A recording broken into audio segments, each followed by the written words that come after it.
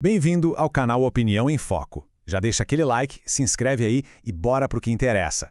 Hoje a gente vai fazer um verdadeiro raio-x do fundo imobiliário RBD11, mergulhando no último relatório deles. A gente vai olhar número por número, conhecer os imóveis e, o mais importante, tentar entender a história que tudo isso conta. Vamos lá!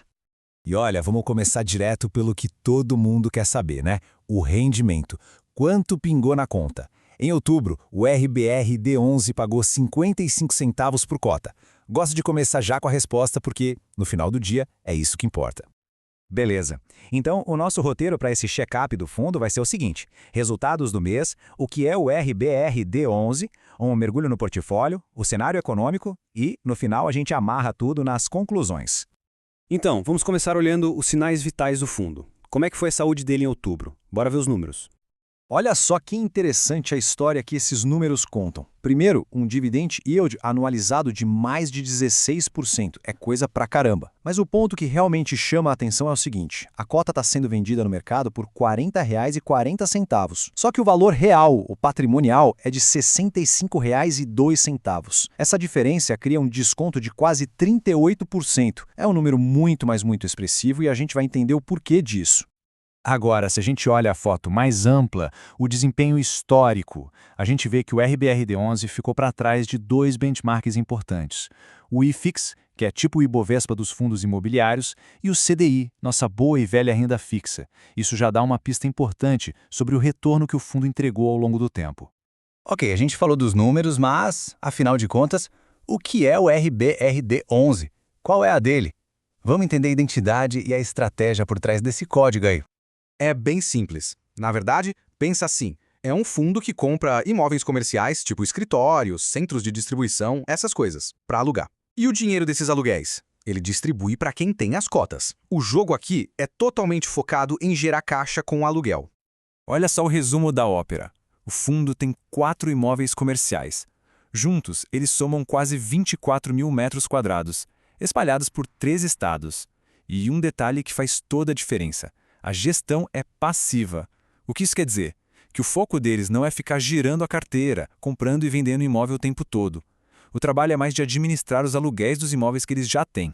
Bom, agora chegou a hora da gente visitar os imóveis. É a parte mais legal da análise porque a gente vai ver de onde exatamente vem o dinheiro do fundo. É aqui que a mágica acontece. E esse gráfico de pizza aqui é crucial. Ele é o mapa da mina. Dá uma olhada. Quase 60% de toda a receita do fundo vem de um único inquilino, a Enel. Isso mesmo, mais da metade. Depois, a gente tem o supermercado Zona Sul e a Ambev, como os outros dois pilares que sustentam a renda. E falando na Enel, tá aí o principal ativo do fundo. Esse é o prédio administrativo que eles alugam lá em São Gonçalo, no Rio de Janeiro. É a galinha dos ovos de ouro do RBRD11, com um contrato de aluguel de longo prazo que garante a maior parte do dinheiro que entra no caixa. Seguindo o nosso tour, a gente chega nesse imóvel histórico, muito bonito, no bairro do Catete, também no Rio. Ele está alugado para a rede de supermercados Zona Sul. Só que aqui tem um detalhe importante: o lugar está em obras. A previsão é que a loja só abra em janeiro de 2026. Ou seja, um ativo que ainda vai maturar, tem um potencial lá na frente. Agora a gente viaja para Minas Gerais. Esse aí é o centro de distribuição em Uberlândia, alugado para ninguém menos que a Ambev. É uma peça super importante para a logística da Ambev na região. É um ativo industrial clássico com um inquilino que dispensa apresentações. Bom, até agora a gente só falou da parte boa, né? Dos imóveis alugados, mas toda a história tem seu desafio. E o do RBRD11 é esse aqui, a mega loja em Natal, no Rio Grande do Norte. O problema? Ela está vazia, vaga, desde 2020. Isso quer dizer que, em vez de gerar receita, esse imóvel hoje só dá despesa. E não é achismo não, a própria gestão do fundo abre o jogo no relatório. Eles dizem que estão sim negociando, tentando encontrar um novo inquilino, mas admitem que a região tem desafios de absorção. Traduzindo do economês, tem muito imóvel vago por lá e pouca gente querendo alugar. Essa, sem dúvida, é a grande dor de cabeça, a grande vulnerabilidade do portfólio hoje. Ok, a gente olhou para dentro do fundo. Agora vamos dar um passo para trás e olhar pela janela. Porque nenhum fundo é uma ilha, né? O cenário econômico lá fora influencia, e muito. Vamos ver o que estava rolando em outubro. O clima em outubro foi meio agridoce. Do lado bom, a gente tinha uma expectativa forte de queda dos juros aqui no Brasil. E juro caindo, geralmente, é bom para os fundos imobiliários, porque eles ficam mais atraentes que a renda fixa. Mas sempre tem um mas, né?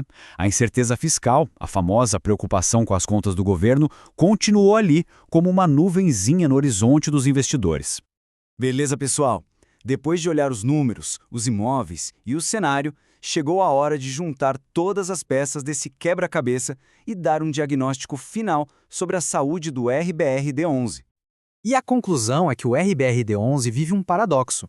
De um lado da balança, a gente tem um fluxo de caixa super forte e previsível que vem de contratos longos com inquilinos gigantes. Isso se traduz em dividendos bem gordos. Mas, do outro lado, a gente tem o peso morto daquele imóvel em Natal, vago há anos.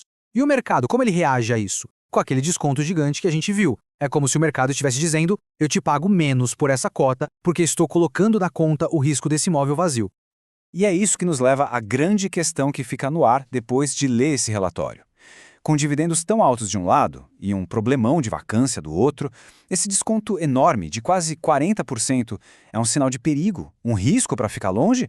Ou será que é uma oportunidade de ouro para quem aposta que um dia aquele imóvel em Natal vai ser alugado? A resposta para essa pergunta é o que vai definir o futuro desse fundo,